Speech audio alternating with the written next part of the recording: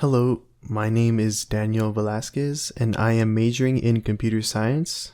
Today I would like to present my final project for my CPE 100 lab class, section 1001.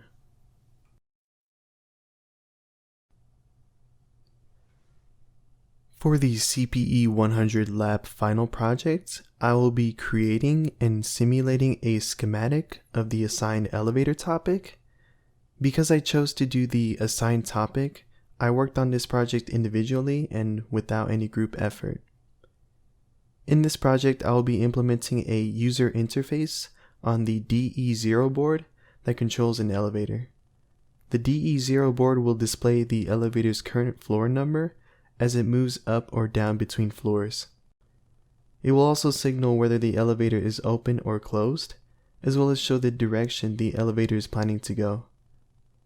There is also a busy indicator LED that flashes whenever the elevator is being used. And lastly, there is a fire alarm button which is supposed to stop the elevator at the nearest floor, open the door, and block any further input from the user.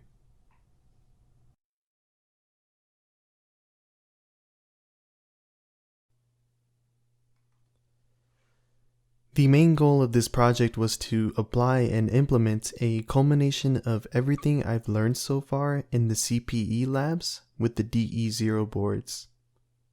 One of the most important concepts that I applied to this project was the handling of the user input. For example, using NOT gates for push buttons since the board's push buttons are active low, saving a user's input inside a memory module such as D flip-flops, delaying the input into a circuit using shift registers, and using AND gates as logical conditions to enable a circuit, among other concepts.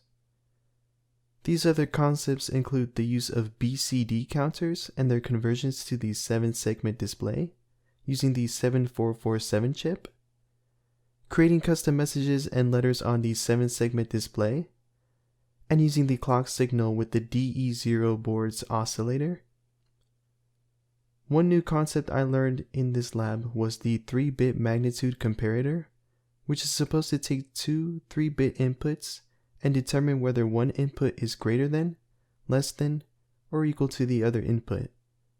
This will be useful for selecting the direction the elevator will go based on the user's input.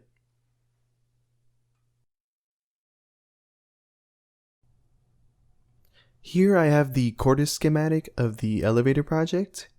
Starting from the user inputs on the center left, we first input our destination floor and have it saved into the memory modules. The input moves to the comparator once the elevator door is closed, and then it begins a series of activating circuits, such as the open-close segment and the up-down segment, as well as the flashing busy LED.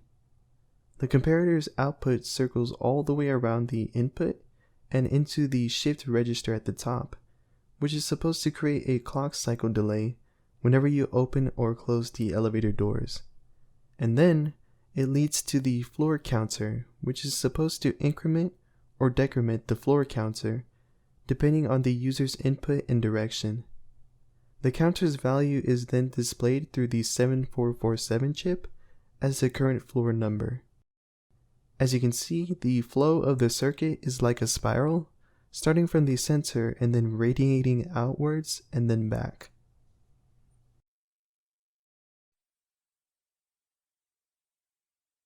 In this slide, I have a diagram of the project's DE0 board implementation. Starting with the output, we have hex 0 as the directional status signal, which goes up or down. And then we have hex 2 for the fire status signal. Then hex 3 for the door status signal, open or closed. And lastly, hex 5 has the current floor number, and LED R9 as the busy signal. As for the input, we have switches 0, 1, and 2 as the 3-bit user input. Switch 3 is the fire mode switch. Key 0 is the closed door button. And finally, key 3 is the confirm floor button.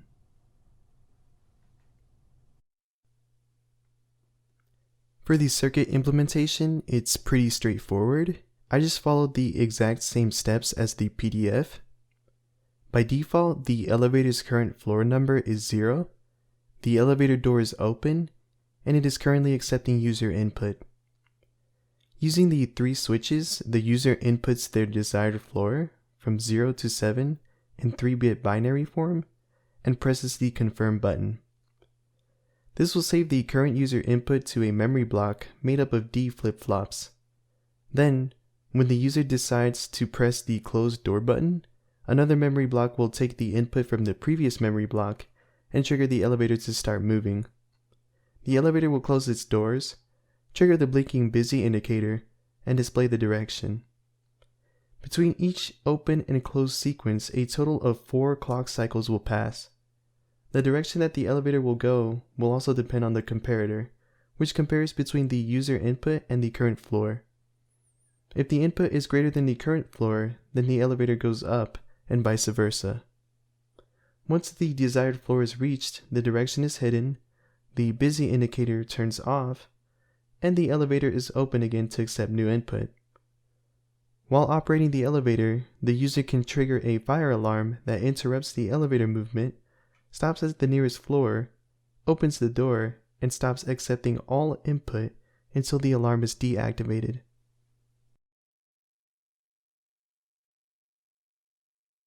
For this section of the presentation, I'm going to demonstrate a demo video that shows off the circuit operation of the elevator.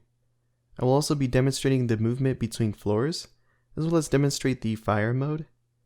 I'll also be demonstrating some of the issues that came up as I was testing the elevator.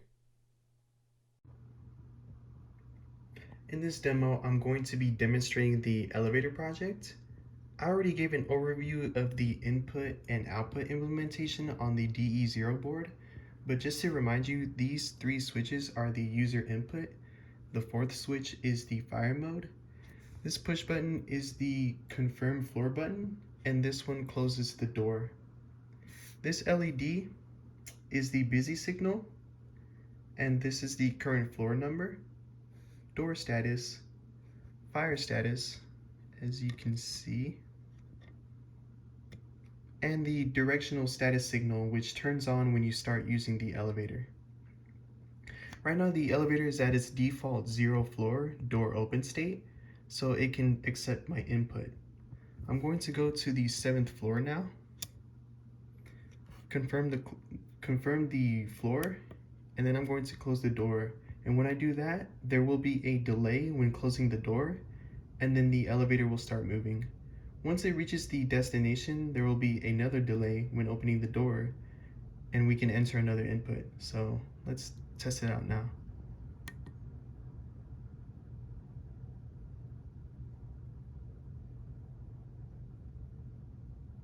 Okay, now let's go to the 4th floor.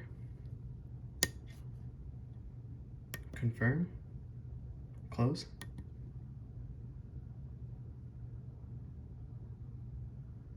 And as you saw, the elevator is working.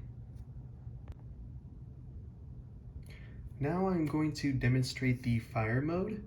And the way that fire mode works is when the elevator is currently operating, turning on the 4th switch will stop the elevator at the nearest floor, open the door, and block any further input. So we want to go to the 7th elevator, or to the 7th floor. So we confirm it and then we go.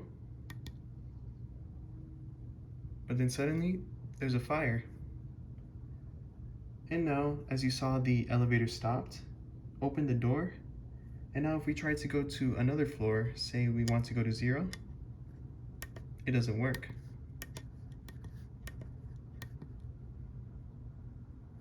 Then if we turn off the fire alarm, the elevator will go back to normal and finish its route to the destination.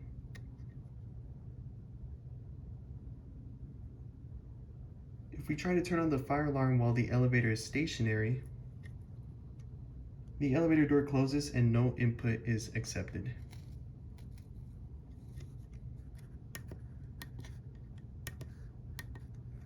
But then if we turn it off, we can now go to the 4th floor.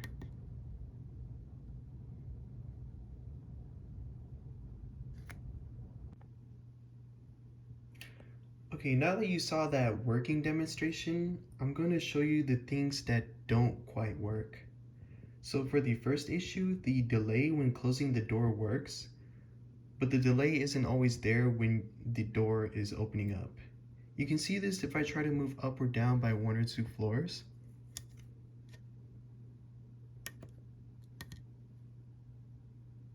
You can see the elevator just instantly opens without any delay. Let's try to go to 3.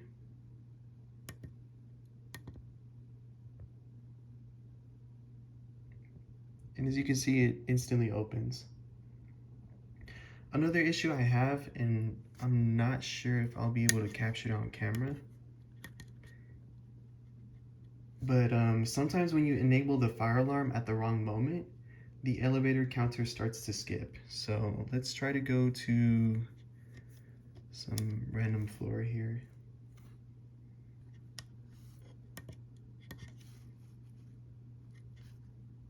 See, as you just saw, it skipped. And also it immediately opens when it reaches its destination.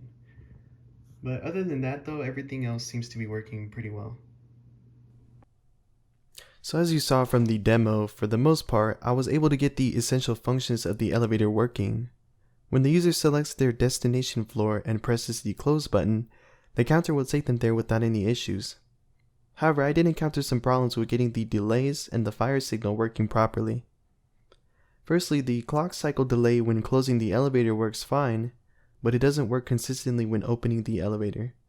The only floors I've been able to get the open delay working was going from floor 0 to 7 and 7 to 4.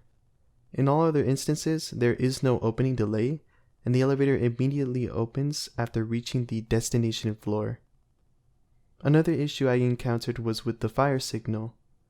When the elevator is moving, turning on the fire signal at the wrong moment will cause the elevator counter to skip floors and immediately teleport to the desired floor without having to wait. These two problems ultimately boil down to the unfortunate last-minute realization that my circuit most likely had a race condition. Since the clock signal is linked to multiple combinational logic gates and circuit blocks, each with their own delays, the output signals were unreliable. Unfortunately, I was not able to fix these problems in time.